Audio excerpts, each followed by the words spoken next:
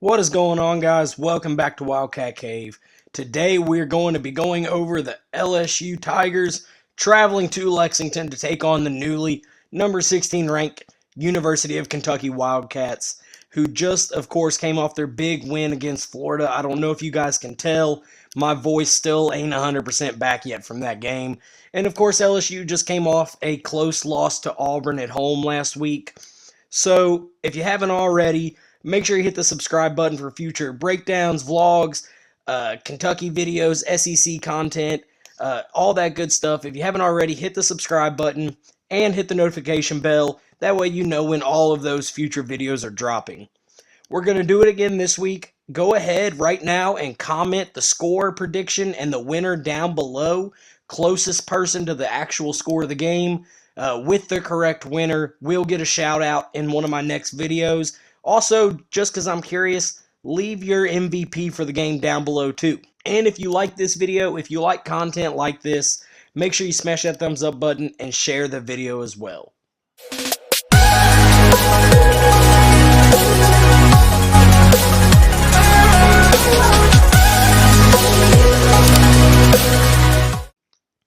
Alright guys, so these are your winners from last week. Congratulations to @SamM and @JokerXDark. They both predicted 24-20 Cats. And @Mohammed, I'm not going to attempt to pronounce this last name, but he predicted 23-21 Cats. Both of those scores are 10 points off of the total score, and that was the closest in the comment section down below. Congratulations to you three. Make sure you leave your comment for this week down below so you have the chance to go back to back. So let's go ahead and get into the LSU Tigers, guys. Number one, first thing they have to do is get after Will Levis. I sound like a broken record saying this week after week, but it's still true. Will Levis is mistake and turnover prone when he's under pressure. And LSU is tremendous at putting pressure on quarterbacks. Their defensive lineman, B.J. Ojulari, is 5th in the SEC with 5 sacks. And as a team, they lead the SEC with 18 sacks. That is taking into account that they probably have not or will not this season play another offensive line as good as Kentucky's. But with that being said, they have still proven that they can and will get in the backfield and cause trouble for opposing teams, and that's something they're going to have to do. Don't let Will Levis get going. Keep him, struggling as he has the past couple weeks, and you increase your odds to win the game exponentially. Next thing they're going to have to do is put pressure on Kentucky's corners and safeties. That is the thinnest position for Kentucky. Their corners and safeties are playing good, but when they get tired, they tend to give stuff up. We've seen them having trouble tackle in the open field out towards the sidelines. So it's going to be important for Max Johnson, who's only thrown 4 interceptions this year, to really be able to spread the ball around, maybe take a couple deep shots, and keep the pressure on these corners. We know LSU likes to throw the ball. That's what they're going to do. So keep that pressure on the corners, wear them out, and maybe you get a shot late in the game that puts you over the top. And we know LSU's wide receiver, Kayshon Boutte, he is the number 2 wide receiver in the SEC for yards. He has 436 on the season. That is only 30 behind Wandell, who obviously leads the SEC. So this guy is a real talent. The quarterback is getting him the ball. The quarterback is able to complete passes, even though he probably wasn't going to be the starter before their original starter got hurt. So if they're able to keep Kentucky's corners and defensive backs guessing, keep them running down the field and tired, they don't have enough depth to keep up late in the games. Next is shut down Chris Rodriguez. We know what Kentucky's going to do. They're going to run the ball at you, and they're not going to surprise you with it. It's going to come downhill, and it's going to be fast. That's what Chris Rodriguez does. He averages over 100 yards a game right now. And right now, LSU's giving up 120 yards a game rushing. I think they gave up 160 last week to Auburn. If they're not ready, Kentucky could easily run 200-plus yards on LSU. They're a much better running team than Auburn is, and they have a much better running back and O-line. Chris Rodriguez leads the SEC in yards, and he could be, he could have a massive, massive game if LSU isn't ready. So I'm sure that's something they're going to be focusing on this week is stopping the run. LSU's linebacker Damone Clark leads the SEC with 55 tackles, so I expect some sort of spy from him or him hitting a gap quite a bit, not just hanging out waiting for the ball to come to him. He's probably going to be coming downhill trying to meet Chris Rodriguez at the line of scrimmage. And on the flip side of that, LSU is themselves going to have at least 100 yards rushing. Right now, they're averaging about 70 to 80 yards per game, and that is not very good. Their number one running back, from what I can find, Corey Kiner, ranks 25th in the SEC. That means almost every SEC team has two running backs better than their number one running back right now. They're going to need to be more balanced. That way, Kentucky has to put a few more people in the box. They can't just leave 3 or 4 people in the box and drop everybody else in pass coverage. It's going to force them to bring people down, which then in turn opens up what you're good at, passing the football. And finally, they're going to have to contain Wan'Dale Robinson. Right now, LSU is the worst passing defense in the SEC, giving up about 250 yards a game. And right now, Wan'Dale's averaging close to 100 yards a game. You all saw it last week in Wan'Dale's touchdown against Florida. He can break tackles, he can make you miss, and he has the speed to take it to the house on every single play. He is going to be who they need to key in on. And if Derek Stingley is healthy this week, that's going to be an all-time matchup. The best cornerback in the country against probably the most explosive wide receiver in the country. That is going to be a really interesting matchup. It's going to be really fun as long as Stingley is healthy. He sat out last week against Auburn. We don't really know what his status is going forward, but if he doesn't play, Wan'Dale Robinson could have a day. He could be the guy that beats LSU by himself. But if Stingley does play, Kentucky might have to find a different option. Speaking of Kentucky, let's go ahead and talk about them a little bit. They're going to need to get Will Levis going early. Get him some easy completions, some screens, some out routes, some hitches. Get that going early. Build that confidence and that momentum. LSU has a bad defense, especially passing the ball. This could be the opportunity Kentucky has needed for their offense to get clicking. They've ran the ball relatively well this year, but their passing game just hasn't quite hit its stride yet. I think Kentucky's going to need to have at least 200 passing yards this week, really open up the offense, get Levis some confidence in the SEC, and get him going, and let this thing build now before you go into Georgia next week. They're also going to have to keep LSU's wide receivers in front of them. Right now, LSU is averaging close to 300 yards of passing offense per game.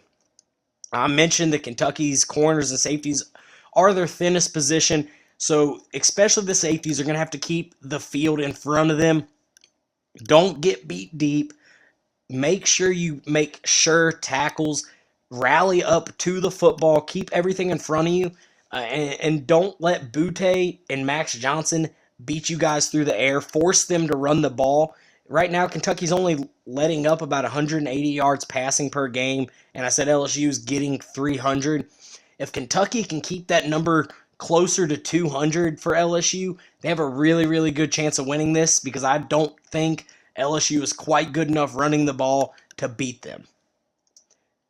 Next, Weaver, Pascal, and Jaquez Jones have to have repeat performances.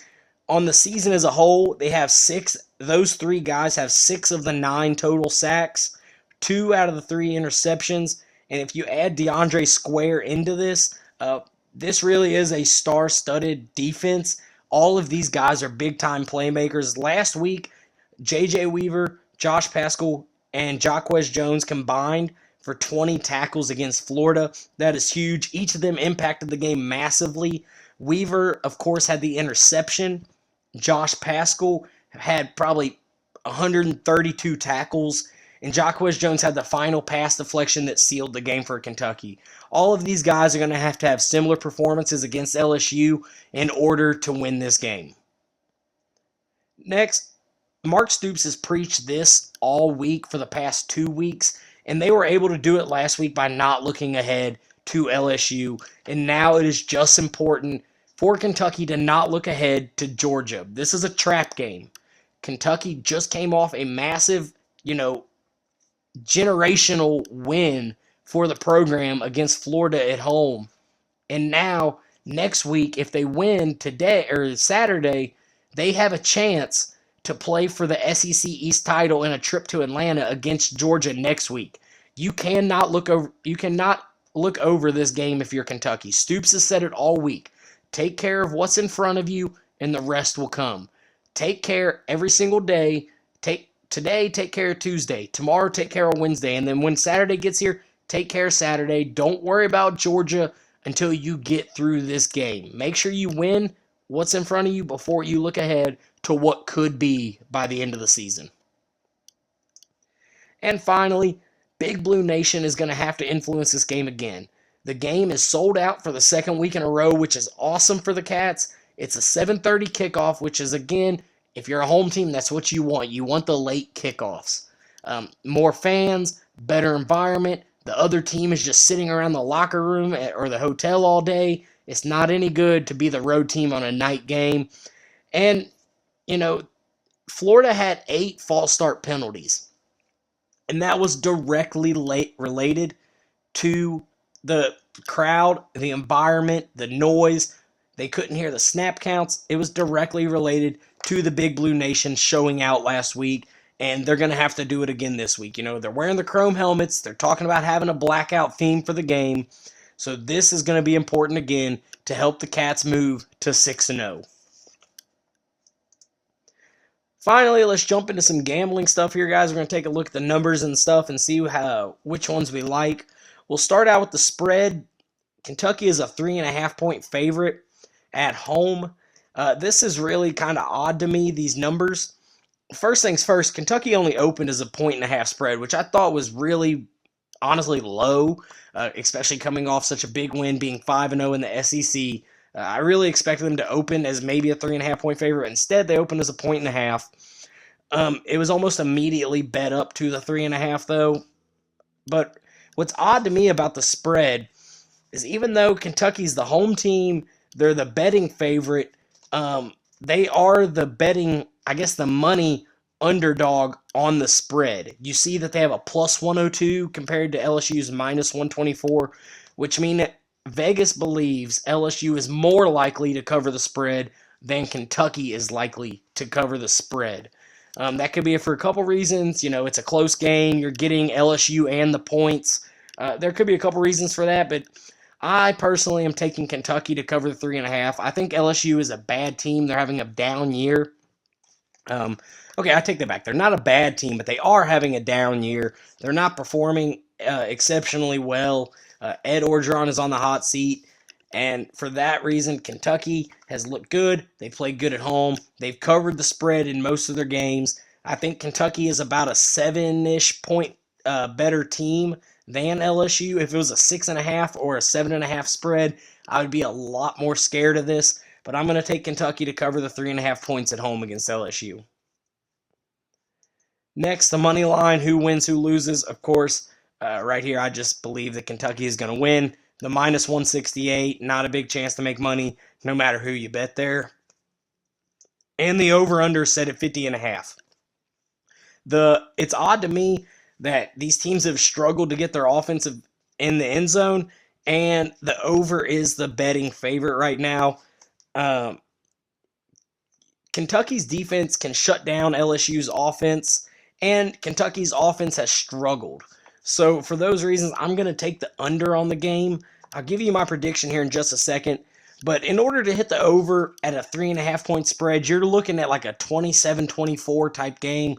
And I just don't think that either of those teams are going to score that much. So I'm going to take the under here. So overall, I'm going to take Kentucky on the spread and the money line, and I will take the under 50.5 points. And then finally, for the prediction for this game, I have Kentucky winning it, again, like I said, by 7, UK 24, LSU 17. I do think that there's a chance that if Kentucky gets it going early, this number could spread quite a bit. I think Kentucky has a chance to really pour it on if they can get their offense going, and that is a big if. So that is going to do it for this video, guys. Thank you all for watching. I don't know if I'm going to be able to get a vlog out this week, but if I don't, I will do a recap, or if you have another suggestion for a video you would like to see, leave it down in the comments. I am open to all suggestions. Just let me know. Of course, comment your score and MVP for the shout-out next week, and go Cats.